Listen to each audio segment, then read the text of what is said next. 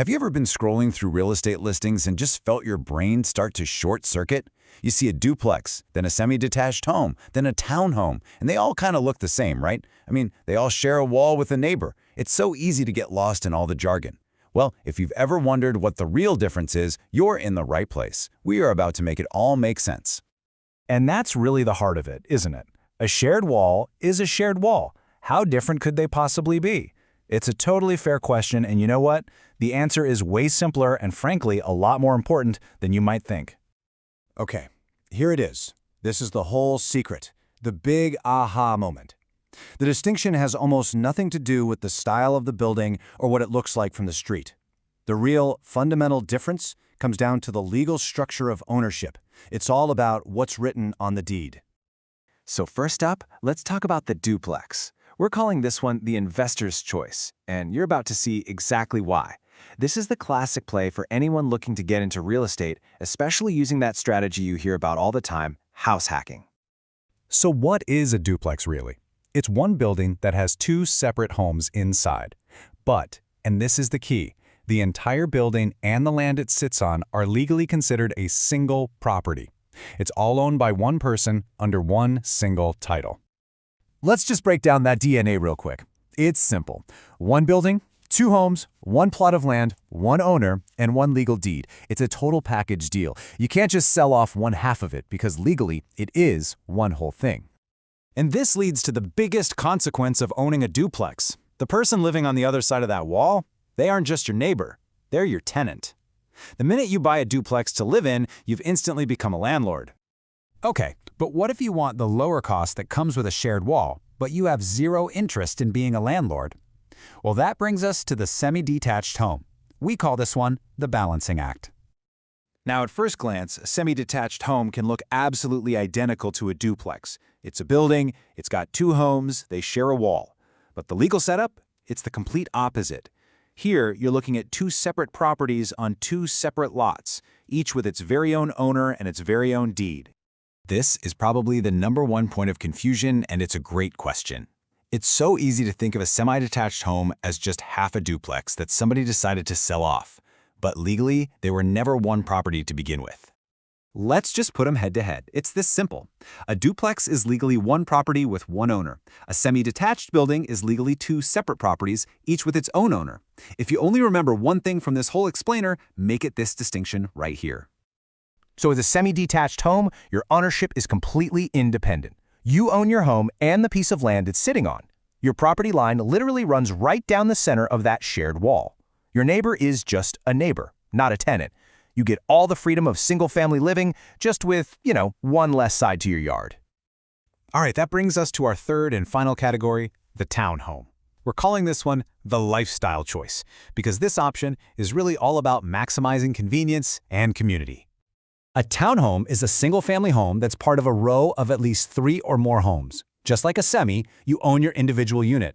And, this is a big question people have, yes, you also own the land directly underneath your home. You own the ground it sits on. So, the townhome package looks something like this. You have your own property, but you're connected to neighbors on one or maybe both sides. But the real defining feature, the one thing that truly shapes the whole experience, is the almost guaranteed presence of a homeowners association, or an HOA. One of the sources we looked at for this really summed it up perfectly. The whole idea behind townhome living is built around convenience.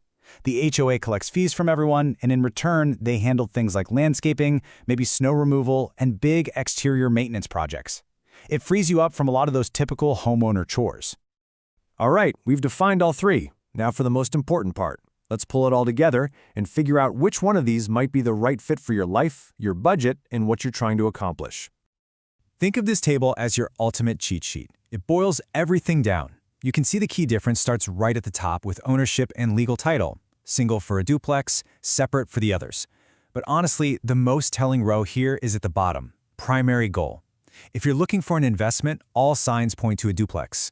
If it's about affordability, you're probably looking at a semi-detached. And if you just want a low-maintenance lifestyle, the townhome is your clear answer.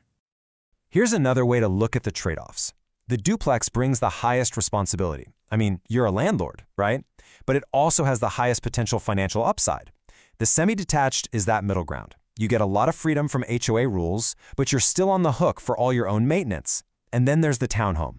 Lowest personal responsibility, but that convenience comes at the cost of HOA fees and a little less freedom. So let's get real about the duplex. The pro is massive. The rent from your tenant could literally be paying down your mortgage. That's a huge win. The con? When their faucet starts leaking at 2 a.m., you're the one who gets the call. It's not just a home, it's a business, and you're the manager.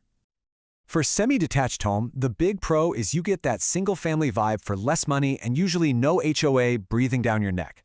But the big potential friction point, the con, is shared repairs. If that roof needs replacing, you and your neighbor have to agree on everything. The cost, the contractor, the color of the shingles, everything. And with a townhome, the trade-off is just crystal clear. The pro is you don't have to worry about mowing the lawn or fixing the roof. Plus, you might get a cool pool out of the deal. The con is that you pay every single month for that service, and you have to follow the community's rules on everything from the color you can paint your front door to what kind of holiday decorations you can put up. So how on earth do you choose? It's pretty simple, actually. Just ask yourself these 3 questions. Number 1, what's your financial goal? Are you trying to be an investor or just a homeowner? Number 2, what's your ideal lifestyle? Do you crave a private yard or are you all about shared amenities? And number 3, what's your tolerance for maintenance? Are you a do-it-yourselfer or do you want it all handled for you? Which brings us right back to those archetypes we started with. So which one are you? Are you the house hacker, looking to turn your home into an income-producing asset? Are you the freedom seeker who just wants the autonomy of a house at a more affordable price? Or are you the lifestyle optimizer who values convenience and community above all else? Once you know which of those profiles sounds the most like you, the right choice becomes so much clearer. It's not really about which house is better on paper. It's about knowing yourself. And that is the ultimate guide to finding a home that's a truly perfect fit.